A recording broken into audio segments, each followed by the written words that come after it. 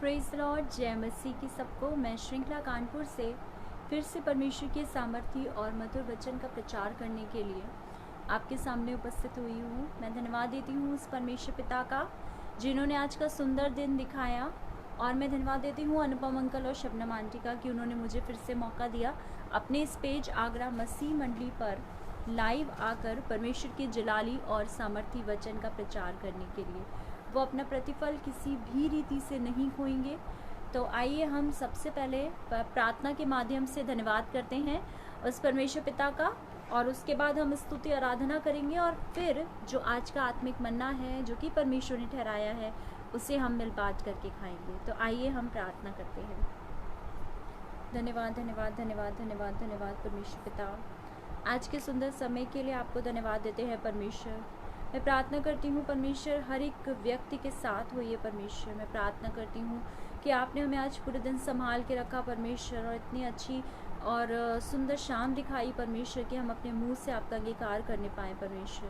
मैं प्रार्थना करती हूँ परमेश्वर इस पेज के लिए, आगरा मसीह मंडली के लिए परमेश्वर, इस पेज पर अपना अनुग्रह का हाथ रखिए परमेश्वर। इस पेज से जितने लोग जुड़े हुए हैं परमेश्वर उन सब पर अपना अनुग्रह का हाथ रखिए परमेश्वर। मैं प्रार्थना करती हूँ परमेश्वर और धन्यवाद देती हूँ परमेश्वर अनुपम अंकल और शबनम आंटी का कि उन्होंने इस पेज को क्रिएट किया परमेश्वर। इस पेज पर परमेश्वर कलीसिया की इतनी ज़्यादा लंबी लाइन हो परमेश्वर की हम काउंट भी ना कर पाए परमेश्वर। मैं धन्यवाद देती हूँ और प्रार्थना करती हूँ परमेश्वर कि जितने लोग इस वचन को सुनते हैं परमेश्वर उन सब की ज़िंदगी को आप बहुत आयत से आशीषित करिए परमेश्वर। मैं प्रार्थना करती हूँ हर एक व्यक्ति के लिए, बच्चों के लिए परमेश्वर जो तरह तरह के कॉम्पिटिटिव एग्जाम्स की तैयारी कर रहे हैं परमेश्वर, उनको एक बेस्ट जॉब परमेश्वर दिलाइए परमेश्वर। हर एक बात के लिए, हर एक चीज़ के लिए आपका धन्यवाद देते हैं, आपकी आदर और महिमा करते हैं परमेश्वर, और आगे आने वाले समय को आपके हाथों में सौंपते हैं। हमारी नहीं बल्कि आपकी इच्छा हमारे जीवन में निरंतर पूरी होती रहे। तो आइए हम एक गीत के माध्यम से उस परमपिता परमेश्वर की स्तुति आराधना करेंगे, क्योंकि जब हम गीत गाते हैं तो स्वर्ग में भी जो स्वर्गदूत है वो भी उसकी क्या करते हैं, स्तुति और आराधना करते हैं। गीत के बोल है, तेरा लहू देता है हमको शिफा। तेरा लहू देता है हमको शिफा। तेरा लहू करता है पाप क्षमा। तेरा लहू देता है गवाही, मुझ में ही तो है मिलती रिहाई। तेरा लहू देता है गवाही, मुझ में ही तो है मिलती रिहाई। तेरा लहू देता है हमको शिफा। तेरा लहू करता है पाप क्षमा। तेरा लहू देता है गवाही, मुझ में ही तो है मिलती रिहाई। तेरा लहू देता है गवाही, मुझ में ही तो है मिलती रिहाई। तेरा लहू सूखे हुए तन में फूके ये जान। तेरा लहू है सबसे महान। सूखे हुए तन में फूके ये जान। तेरा लहू है सबसे महान। तेरा लहू है सबसे महान। जिंदा लहू मुर्दों में फूके जान, तेरा लहू, तेरा लहू मुर्दों में फूके है जान, तेरा लहू देता है गवाही, मुझ में ही तो है मिलती रिहाई, तेरा लहू देता है गवाही, मुझ में ही तो है मिलती रिहाई, तेरा लहू, तेरा लहू देता है हमको शिफा, तेरा लहू, तेरा लहू करता है पाप क्षमा, बहता लहू ये कहता है आज, ले लो मुझे और पालो शिफा, बहता लहू ये कहता है आज, ले लो मुझे और पालो शिफा, ले लो मुझे और पालो शिफा, बहता लहू, बहता लहू देता है हमको शिफा,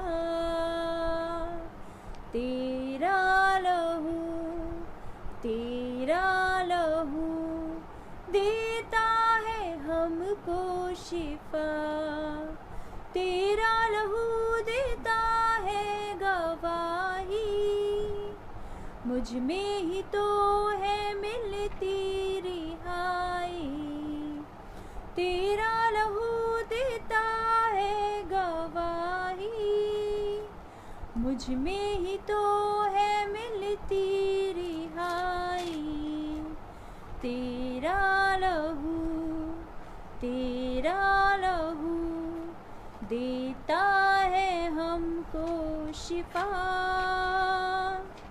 तेरा लहू, तेरा लहू करता है पाप क्षमा।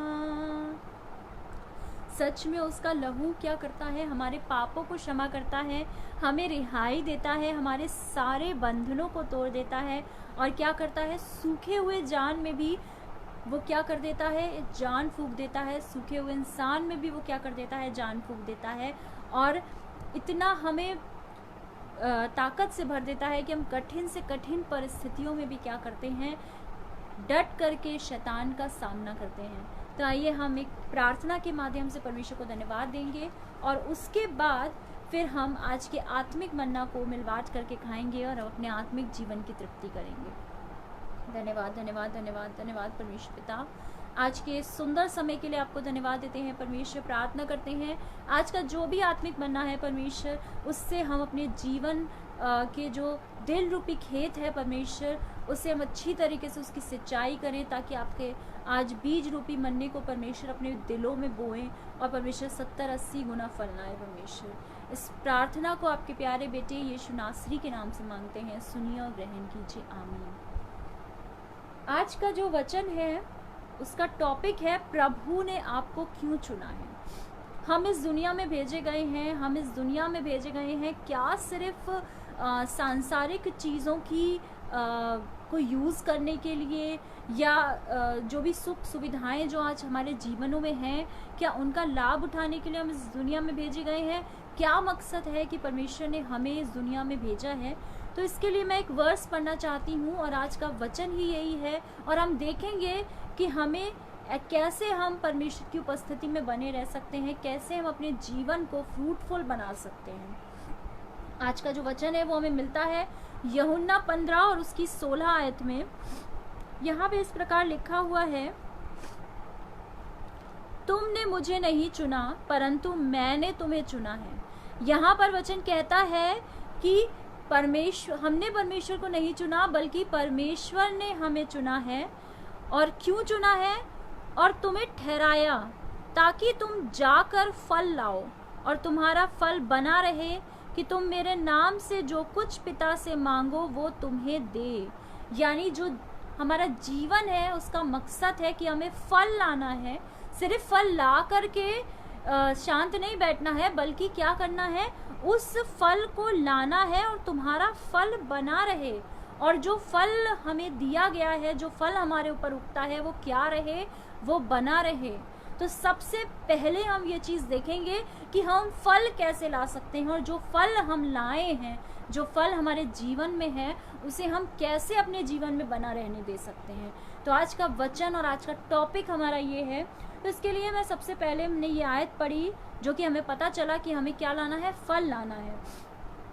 सबसे पहली चीज़ जो मैं आपको इस आयत को जब हमने सुना और हमने जब सोचा, तो जब हम इमेजिन करते हैं तो हम एक पेड़ को इमेजिन करते हैं जो कि बहुत ज़्यादा बड़ा है, ऊंचाई पर है, और उसमें बहुत तरह तरह के फल लगे हुए हैं। हम ये इमेजिन कर सकते हैं जब हम इस वचन को पढ़ते हैं। तो जब वो पेड़ बना, तो वो पेड़ किस चीज़ से बना है, वो पेड़ बना है बीज से। जब बीज को मिट्टी में बोया जाता है, तब वो टूट करके, नष्ट हो करके, मर करके क्या करता है, एक पौधे को जन्म देता है। और वो पौधा, जो कि ज़रूरत की सारी चीज़ें होती हैं, जब उसे समय पर लाइट मिलती है, सूर्य का प्रकाश मिलता है, जब उसे समय पर पानी मिलता है, जब उसे समय पर तरह तरह की चीज़ें मिलती हैं, तब वो पौधा जो होता है वो एक बड़े पेड़ में परिवर्तित हो जाता है और बहुत सारे फलों को लाता है। तो सबसे पहले शुरुआत होती है किससे? शुरुआत होती है एक बीज से। फलवंत होने के लिए ज़रूरी है कि हमें क्या करना है, हमें मरना है। जैसे एक बीज जब भूमि पर बोया जाता है, तब वो क्या होता है, नष्ट होता है, मरता है, तब वो अपने अंदर से एक पौधे को क्या करता है, जन्म देता है। मरना क्या हम मर जाएं? नहीं, दुनियावी मरना नहीं, बल्कि क्या करना है, अपनी इच्छाओं को मारना है। अपने दिल में, अगर आपके दिल में कोई ईर्ष्या है, आपके दिल में अगर गुस्सा आता है, आपके दिल में अगर किसी भी तरीके की बुराई है, पाप है, तो उससे क्या करना है, उसे मारना है। अपने जीवन को काटना और छांटना है, ताकि हम अपने दिल रूपी खेत को क्या कर सकें, तैयार कर सकें उस बीज के लिए, जब वो बीज, हमारे वचन रूपी बीज जब हमारे दिलों में बोया जाए। तो ज़रूरी है, जैसे बीज मर करके फल को, पौधे को उत्पन्न करता है, वैसे ही हमें भी क्या करना है, अपने आप को मारना है। अपनी सारी जो तरह तरह की गलत इच्छाएं हैं, जो तरह तरह की गलत भावनाएं हमारे दिलों में आती हैं, उनको क्या करना है, उन्हें मारना है, अपने दिल को काटना और छांटना है। तब हम अपने बीज से क्या कर सकते हैं, पौधे को पैदा कर सकते हैं। इसके लिए हम एक वचन पढ़ेंगे। दूसरी चीज़ हम देखते हैं, हमारा हृदय प्रभु के सामने सही होना चाहिए। हृदय क्या है? जब हम हृदय की बात करते हैं, तो हृदय हमारा एक भूमि होती है जिस पर वचन रूपी बीजों को क्या करा जाता है, बोया जाता है। इसके लिए हम एक वचन पढ़ेंगे यूहन्ना 12 और उसकी 24 आयत में। यूहन्ना 12 और उसकी 24 आयत में इस प्रकार लिखा है, मैं तुमसे सच सच कहता हूँ कि जब तक गेहूं का दाना भूमि में पड़कर मर नहीं जाता, वह अकेला रहता है, परंतु जब मर जाता है तो बहुत फल लाता है। यानी जब एक गेहूं के दाने को अगर आप लें और उसे कमरे के किनारे कहीं रख दें, या कहीं पर भी आप रख दें, तो क्या वो एक पौधे में परिवर्तित हो सकता है? क्या वो पौधे को जन्म दे सकता है? नहीं, जब तक कि वो भूमि में नहीं बोया जाता है, जब तक कि वो नष्ट नहीं हो जाता है, जब तक कि वो मर नहीं जाता है, तब तक उसके अंदर से पौधा नहीं निकलता है। वैसे ही हमें परमेश्वर क्या कहता है कि हमें क्या करना है, अपने अंदर जो भी चीज़ें उनको मारना है। जो व्यर्थ बातें हैं, जो शैतान हमारे जीवनों में भर देता है, जो शैतान हमारे दिलों में भर देता है, उन सब चीज़ों को क्या करना है, मारना है। तभी हम फलवंत हो पाएंगे। इसके बाद हम एक और आयत देखते हैं, और वो आयत है हमारी लूका 9 और उसकी 23 आयत। लूका 9 और उसकी 23 आयत।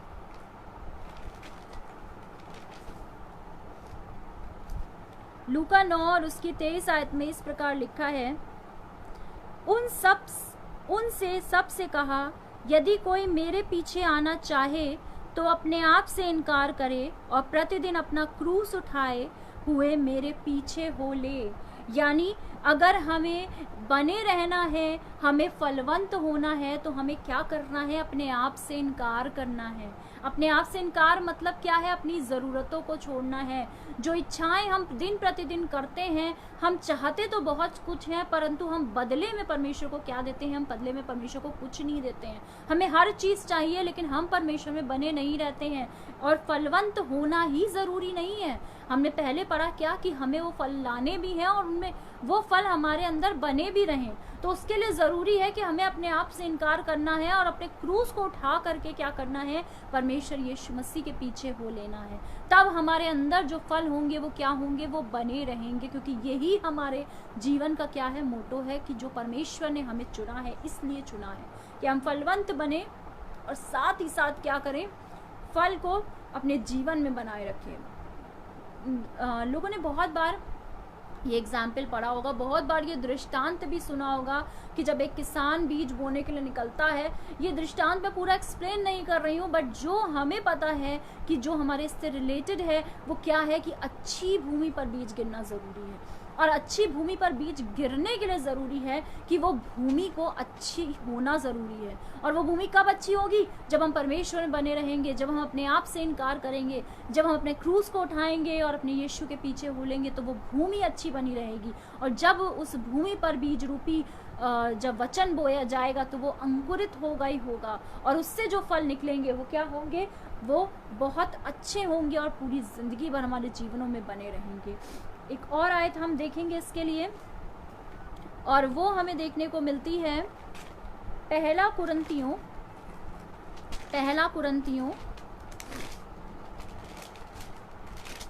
और उसकी 15 की 31 आयत में हम ये वचन को देखते हैं। 15 की 31 आयत, हे भाइयों, मुझे उस घमंड की सो से जो हमारे यीशु मसीह में मैं तुम्हारे विषय में कहता हूँ कि मैं प्रतिदिन मरता हूँ। यहाँ पर पौलुस कहते हैं कि मैं प्रतिदिन क्या करता हूँ? मरता हूँ।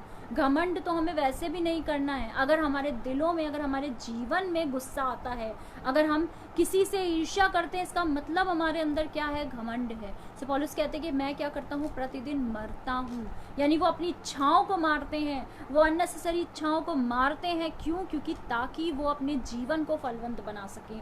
वही हमें भी करना है, अपने जीवन को फलवंत बनाना है। बहुत सारी इच्छाएं, क्योंकि इच्छाओं का कभी भी अंत नहीं होता है। आप कभी भी अपने पूरी तरीके से अपनी लाइफ में संतुष्ट नहीं हो सकते, लेकिन जब आप परमेश्वर के पीछे चलते हैं तब आप अपनी लाइफ से संतुष्ट होते हैं, बल्कि दूसरे आपको देख करके क्या करते हैं? अपने जीवन को परिवर्तित करने की कोशिश करते हैं। वो है फलवंत जीवन, कि आपके फलों को देख करके लोग भी क्या करें? अपने जीवन को परिवर्तित करने की कोशिश करें। तो उसके लिए हमें क्या करना है? अपने जीवन को क्या करना है? निरंतर मारना है, अपनी इच्छाओं को मारना है, और एक ऐसे जीवन को जीना है ताकि हम दूसरों के लिए ठोकर का कारण ना बने, बल्कि एक ऐसा साधन बने कि हम दूसरों को अंधकार से रोशनी में लेने आ पाए।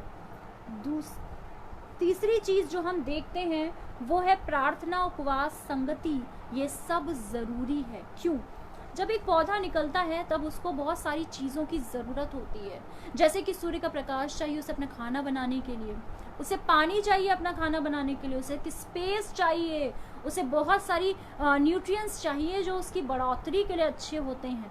और वो जब उसे मिलते हैं तब वो एक ऐसा पौधा बनता है, एक ऐसा पेड़ बनता है जिसमें बहुत सारे फल आते हैं, और उन फलों का लोग क्या करते हैं?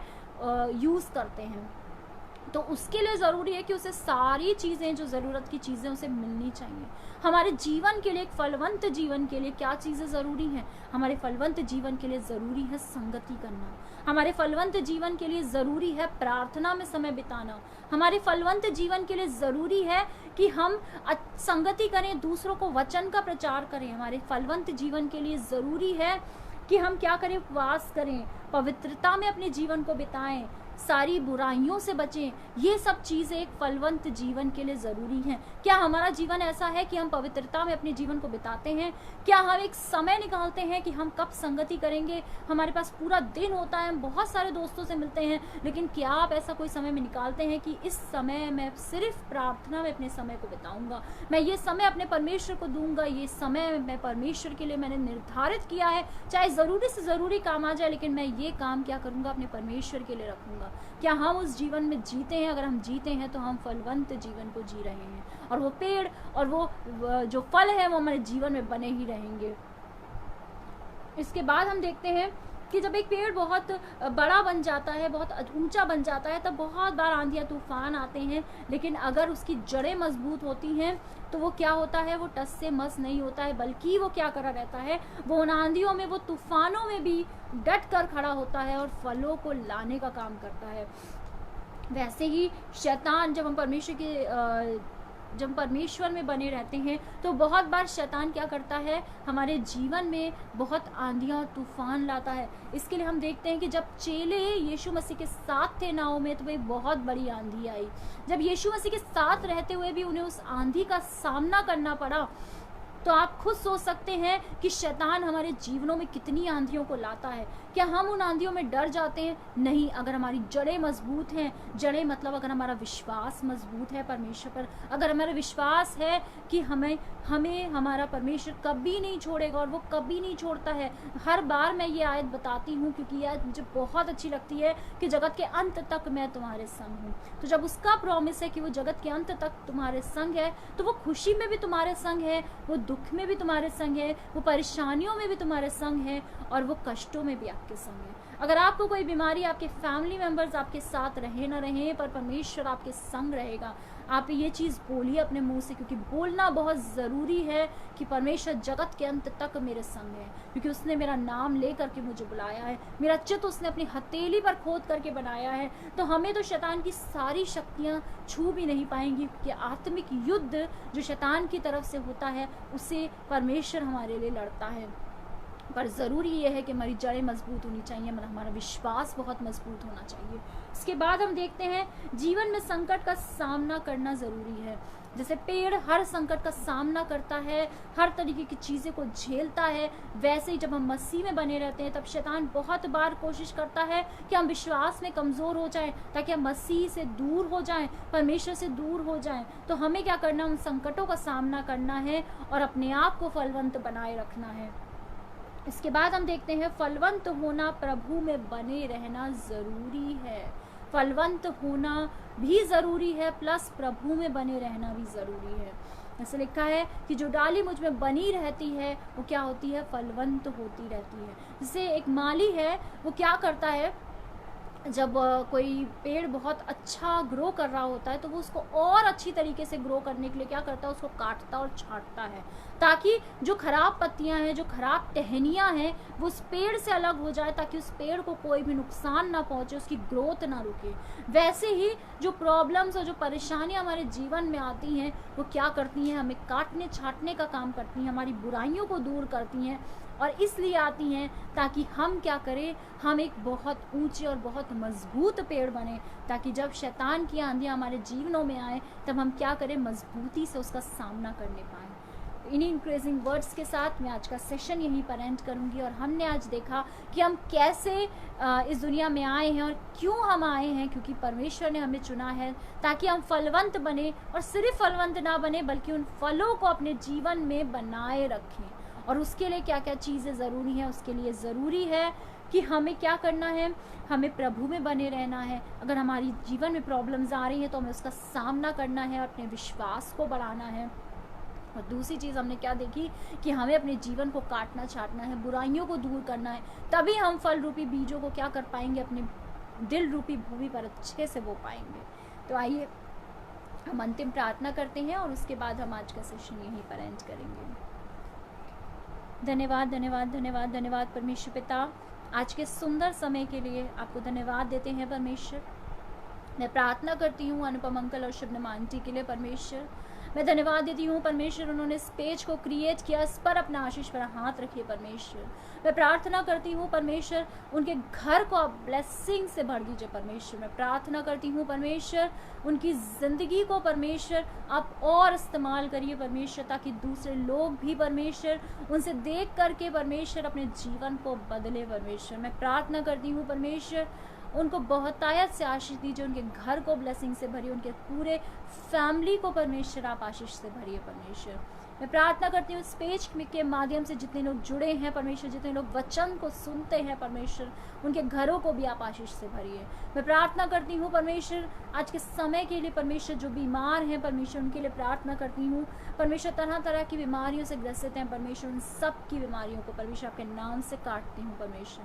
मैं प्रार्थना करती हूँ परमेश्वर, जितने लोग आत्मिक बंधनों में बंधे हुए परमेश्वर, उन सभी बंधनों को आपके नाम से तोड़ती हूँ परमेश्वर। मैं प्रार्थना करती हूँ परमेश्वर, आज के समय के लिए जो आपने दिया परमेश्वर, इसके लिए धन्यवाद देते हैं परमेश्वर। आगे आने वाले समय में परमेश्वर हमारी नहीं बल्कि आपकी इच्छा हमारे जीवनों में निरंतर पूरी होती रहे परमेश्वर। आगे आने वाले समय को आपके हाथों में सौंपते हैं परमेश्वर। और परमेश्वर प्रार्थना करती हूँ हर एक व्यक्ति के साथ रहिए, और परमेश्वर जो प्रार्थनाएं परमेश्वर सब करते हैं हाँ और आमीन में आप आंसर दीजिए परमेश्वर। इस छोटी सी प्रार्थना को आपके प्यारे बेटे यीशु नासरी के नाम से मांगते हैं, सुनिए और ग्रहण कीजिए, आमीन। Praise the Lord. जय मसीह की सब।